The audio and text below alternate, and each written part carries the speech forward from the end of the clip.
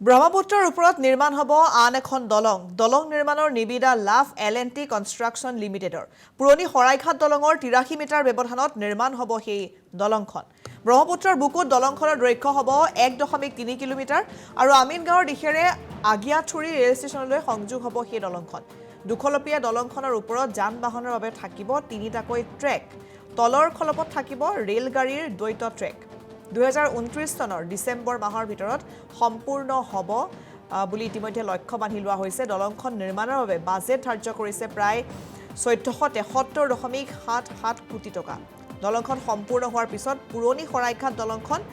দীৰ্ঘ সময়ৰ বাবে বন্ধ কৰি মেৰামতি কৰাৰো পৰিকল্পনা কৰিছে ৰেল বিভাগে দলংখন নিৰ্মাণৰ বাবে ইতিমধ্যে পাইলিং টেষ্টৰ ব্যৱস্থা কৰা হৈছে হয়তো 2029 ৰ ভিতৰত সেই দলংখন সম্পূৰ্ণ কৰি তোলা হ'ব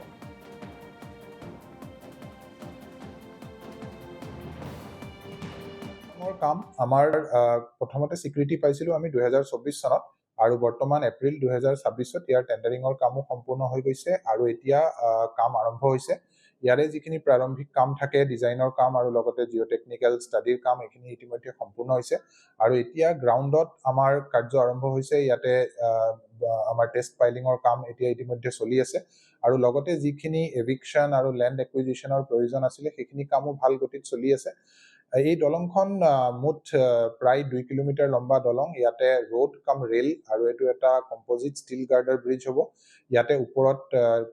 3 লেন ৰোড আছে আৰু তলত ডাবল লাইন ৰেলৱে ট্ৰেকৰো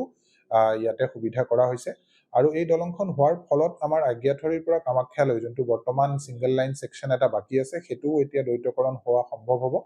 আৰু ইয়াৰ ফলত আমাৰ গোটেই অসমৰ মেইন লাইন ৰেলৱে নেটৱৰ্কটোৰ দ্বৈতকৰণৰ কাম এটা আমাৰ ইতিমধ্যে বঙাইগাঁৱৰ পৰা কামাখ্যা আৰু কামাখ্যাৰ পৰা লামডিং পৰ্যন্ত সম্পূৰ্ণ হৈছে আগলৈ লামডিঙৰ পৰা তিনসুকীয়াৰো কাম চলি আছে আৰু লগতে এইখিনি হোৱাৰ ফলত গোটেই ৰেলৱে লাইনটো ডাবল লাইন হ'ব আৰু তাৰ ফলত বেছিকৈ যাত্ৰীবাহী ৰেল তথা গুডছ ট্ৰেইনো আমি চলাব পাৰিম ইয়াৰে গোটেই প্ৰজেক্টটো মুঠ 1400 কোটি টকা আছে কিন্তু অকল যদি দলংখন চাওঁ প্ৰায় 550 কোটি টকা মানৰ প্ৰজেক্ট হ'ব আমি চেষ্টা কৰি আছো যে 2029 চনৰ ভিতৰত সকলো কাম সম্পূৰ্ণ কৰিব পাৰো আমি ৰাজ্য চৰকাৰৰ ফালৰ পৰা সকলোখিনি সহযোগিতা পাই আছো লগতে আমাৰো কাম আৰম্ভ হৈছে আৰু আমি দ্ৰুতগতিত কাম কৰি 2029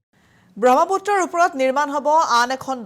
দলং নিৰ্মাণৰ নিবিদা লাভ L&T কনষ্ট্ৰাকশ্যন লিমিটেডৰ পুৰণি শৰাইঘাট দলঙৰ 83 মিটাৰ ব্যৱধানত নিৰ্মাণ হ'ব সেই দলংখন ব্ৰহ্মপুত্ৰৰ বুকুত দলংখনৰ দৈৰ্ঘ্য হ'ব 1.3 কিলোমিটাৰ আৰু আমিনগাঁৱৰ দিশেৰে আগিয়াথুৰি ৰেল ষ্টেচনলৈ সংযোগ হ'ব সেই দলংখন দুখলপীয়া দলংখনৰ ওপৰত যান বাহনৰ বাবে থাকিব তিনিটাকৈ ট্ৰেক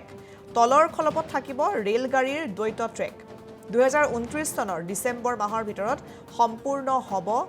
বুলি ইতিমধ্যে লক্ষ্য বান্ধি লোৱা হৈছে দলংখন নিৰ্মাণৰ বাবে বাজেট ধাৰ্য কৰিছে প্ৰায় 1473.77 কোটি টকা দলংখন সম্পূৰ্ণ হোৱাৰ পিছত পুৰণি শৰাইঘাট দলংখন দীৰ্ঘ সময়ৰ বাবে বন্ধ কৰি মেৰামতি কৰাৰো পৰিকল্পনা কৰিছে ৰেল বিভাগে দলংখন নিৰ্মাণৰ বাবে ইতিমধ্যে পাইলিং টেষ্টৰ ব্যৱস্থা কৰা হৈছে হয়তো 2029 ৰ ভিতৰত সেই দলংখন সম্পূৰ্ণ কৰি তোলা হ'ব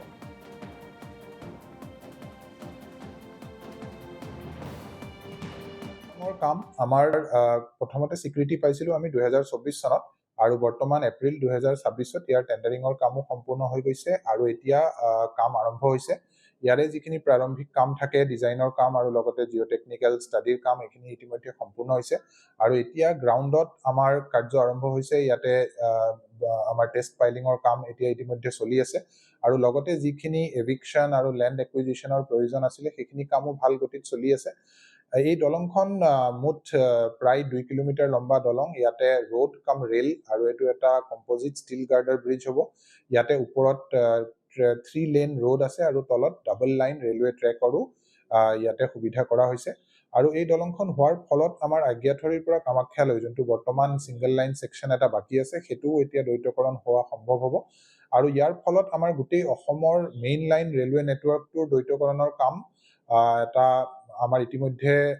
বঙাইগাঁৱৰ পৰা কামাখ্যা আৰু কামাখ্যাৰ পৰা লামডিং পৰ্যন্ত সম্পূৰ্ণ হৈছে আগলৈ লামডিঙৰ পৰা তিনসুকীয়াৰো কাম চলি আছে আৰু লগতে এইখিনি হোৱাৰ ফলত গোটেই ৰেলৱে লাইনটো ডাবল লাইন হ'ব আৰু তাৰ ফলত বেছিকৈ যাত্ৰীবাহী ৰেল তথা গুডছ ট্ৰেইনো আমি চলাব পাৰিম ইয়াৰে গোটেই প্ৰজেক্টটো মুঠ 1400 কোটি টকা আছে কিন্তু অকল যদি দলংখন চাওঁ প্ৰায় 550 কোটি টকা মানৰ প্ৰজেক্ট হ'ব আমি চেষ্টা কৰি আছো যে 2029 চনৰ ভিতৰত সকলো কাম সম্পূৰ্ণ কৰিব পাৰো। আমি ৰাজ্য চৰকাৰৰ ফালৰ পৰাও সকলোখিনি সহযোগিতা পাই আছো, লগতে আমাৰো কাম আৰম্ভ হৈছে আৰু আমি দ্ৰুতগতিত কাম কৰি 2029